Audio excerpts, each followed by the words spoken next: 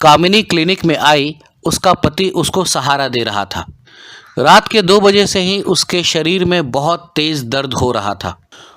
सिर्फ दर्द नहीं था, उसके शरीर में बहुत ज़्यादा थकान थी, चेहरा पीला पड़ गया था, आंखें सूजी हुई थी।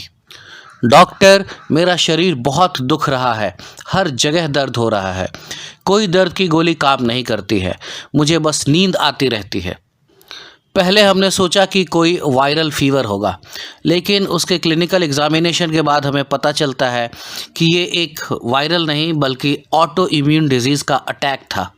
तो आज मैं आपको उस रहस्यमय बीमारी की कहानी सुनाता हूँ जिसने कामिनी के शरीर को खोखला कर दिया था, एक अदृश्य दुश्मन जिसे हम ल्यूपस कहते हैं।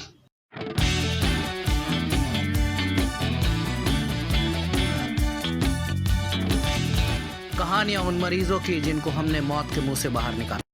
कामिनी को 6 महीने पहले दर्द की शुरुआत होती है। पहले जोड़ों में दर्द होता है, हल्का बुखार रहता है और बहुत ज़्यादा थकान होती है। मौसम बदल रहा था तो कामिनी ने सोचा कि ये मौसम के बदलने की वजह से है और धीरे धीरे ठीक हो जाएगा। लेकिन ये दर्द ठीक नहीं होता है।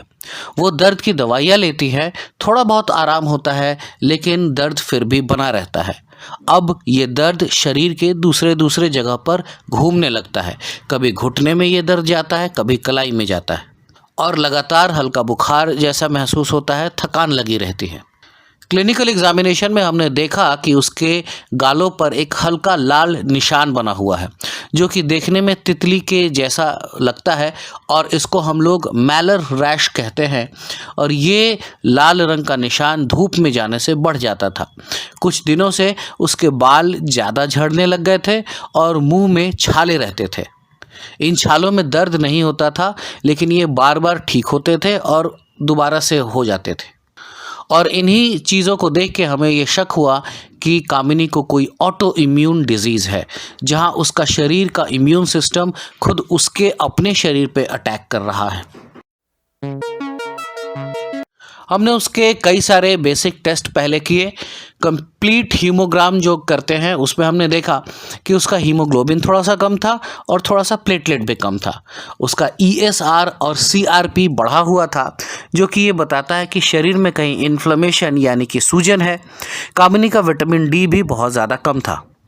हमने और भी कुछ एक टेस्ट किए, रिमेटॉइड आर्थराइटिस और थायराइड फंक्शन टेस्ट इत्यादि, जिनमें भी इसी तरीके के सिम्टम्स मिलते हैं, लेकिन ये सारे टेस्ट नेगेटिव थे। कामिनी की तकलीफ़ समय के साथ बढ़ रही थी।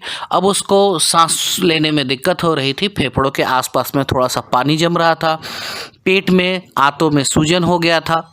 और उसकी ऑटो इम्यून के लिए किए गए सारे टेस्ट के पैनल में हमने एक ANA का टेस्ट किया जो कि पॉजिटिव था।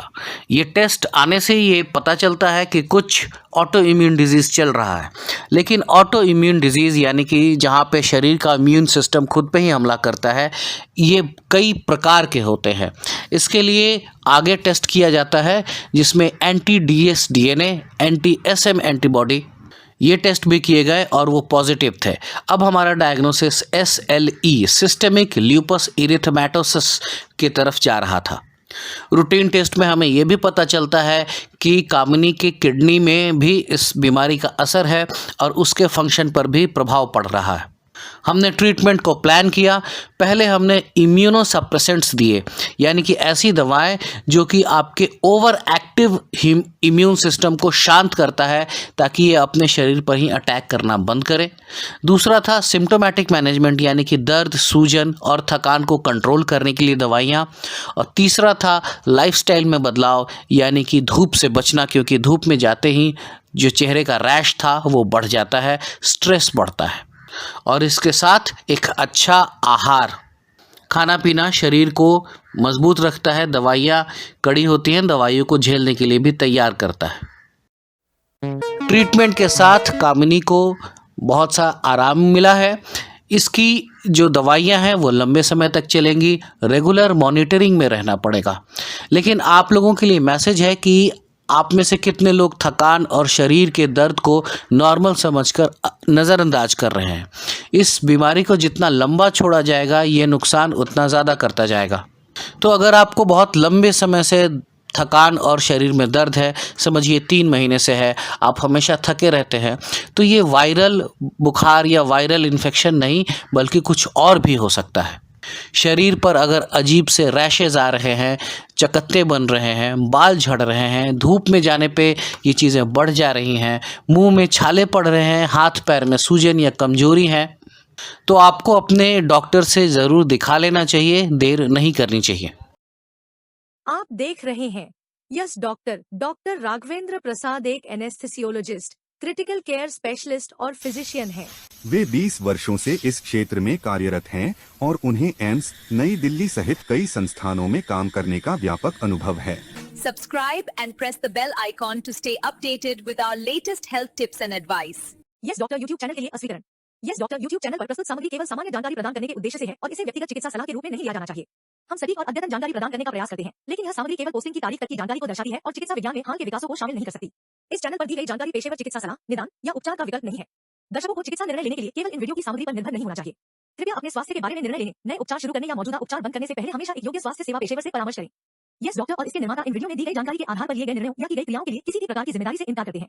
हमारी सामग्री देखने के द्वारा आप सहमत होते हैं कि यस डॉक्टर और इसके निर्माता जानकारी के उपयोग या दुरुपयोग से उत्पन्न किसी भी परिणाम, हानि या प्रतिकूल प्रभाव के लिए जिम्मेदार नहीं है। व्यक्तिगत चिकित्सा सलाह और मार्गदर्शन के लिए कृपया एक लाइसेंस प्राप्त स्वास्थ्य सेवा प्रदाता की सहायता लें।